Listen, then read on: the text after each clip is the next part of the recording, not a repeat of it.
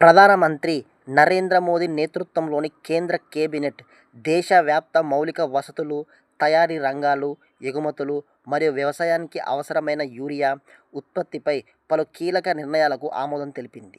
Cabinet తీసుకున్న ముఖ్యమైన నిర్ణయాలు ఈ క్రింది విధంగా ఉన్నాయి.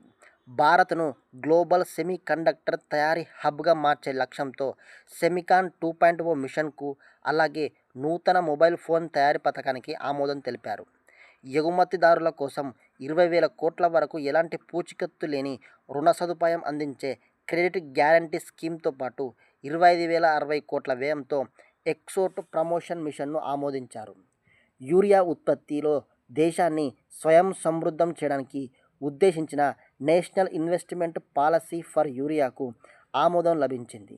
దేశంలో వివిధ ప్రాంతాలలో మౌలిక వసతుల విస్తరణలో భాగంగా బీహార్, జార్ఖండ్ మరియు పశ్చిమ బెంగాల్లో రైల్వే లైన్ల డబ్బింగ్ పనులకు కేబినెట్ గ్రీన్ సిగ్నల్ ఇచ్చింది. మొత్తంగా 7 భారీ ప్రాజెక్టులకు కేంద్రం ఆమోదం తెలిపింది.